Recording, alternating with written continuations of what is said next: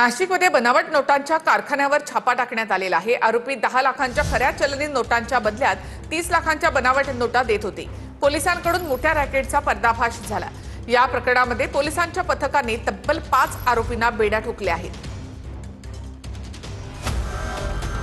नाशिक त्र्यंबकेश्वर रोडवर बनावट नोटा छापणाऱ्या एका मोठ्या रॅकेटचा नाशिक ग्रामीण आणि शहर पोलीस दलानं संयुक्तिक कारवाई करत पर्दाफाश केलाय। तळेगाव येथील एका बंगल्यामध्ये असलेला बनावट नोटांचा कारखाना पोलिसांनी उद्ध्वस्त केला असून लाखो रुपयांच्या बनावट नोटांसह छपाईचं साहित्य जप्त करण्यात आलंय। या प्रकरणामध्ये पोलिसांच्या पथकानं तब्बल 5 आरोपींना बेड्या ठोकल्यात। कारखान्यामध्ये अत्यंत वेगळ्या क्लुप्तीचा वापर करून बनावट नोटा तयार केल्या जात होत्या।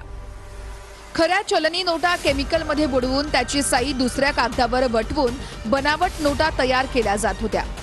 आरोपी 10 लाखांच्या खऱ्या चलनी नोटांच्या बदल्यात 30 लाखांच्या बनावट नोटा देत होते। असाच एक व्यवहार सुरू असताना पोलिसांनी सापळा रचून धाड टाकली।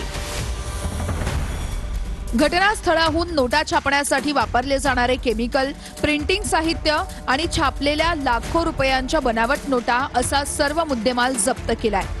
या कारवाईमुळे नाशिकसह तेलंगणापर्यंत पसरलेल्या मोठ्या रॅकेटचे धागेदोरे समोर आले आहेत। नाशिकमध्ये पुढील वर्षी कुंभमेळा होणार असून त्यासाठी देशभरातील लाखो भाविक नाशिकमध्ये येणार आहेत। या कुंभमेळ्यात बनावट नोटा चलनात आणण्याचा आरोपींचा डाव होता का, असा प्रश्नही या कारवाईच्या निमित्ताने उपस्थित होतोय। कारखान्यात अत्यंत वेगळ्या युक्तीचा वापर करून बनावट नोटा तयार केल्या जात होत्या।